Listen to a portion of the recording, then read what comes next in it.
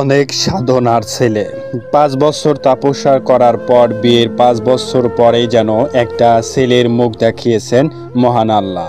জানা যায় এবার মায়ের সামান্য একটু ভুলের কারণে কোল খালি হলো বাবা মায়ের দুজনেরই। এমন এক হৃদয় বিদারক ঘটনা কোনো মতে মানতে পারছে না বাবা মা। মা যখন সকালে রান্না করছিল, স্বামী ঠিক তখন ঘুমিয়েছিল। ছেলেটি যখন কান্না করে ঘুম থেকে ওঠে, মা তখন রান্নার কাজে ব্যস্ত।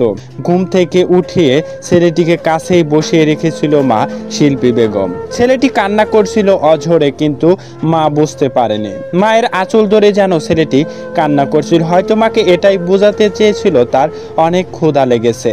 ছেলে অতিরিক্ত কান্না করলে ছেলেকে ধমক দিয়ে পাশে বসিয়ে রাখার চেষ্টা করে। ছেলেটি কান্না করতে করতে হঠাৎই মায়ের আঁচল ছেড়ে দিয়ে ঘুরতে ঘুরতে পানির কিনারায় চলে যায়। এতে ছেলেটি পুকুরে ডুবে মারা যায়। মা অনেকক্ষণ পর ছেলের কথা মনে হলে ছেলেটিকে অনেক খোঁজার চেষ্টা করলেও ছেলেটিকে আর পায় না। তার স্বামীকে ডেকে বলে, ছেলে দেখো তো কোথায় গেছে। 3 বছর বয়সী ছেলেকে অনেকক্ষণ খোঁজাখুঁজির পর হঠাৎই দেখা হয় ছেলেটি পুকুরে ডুবে আছে।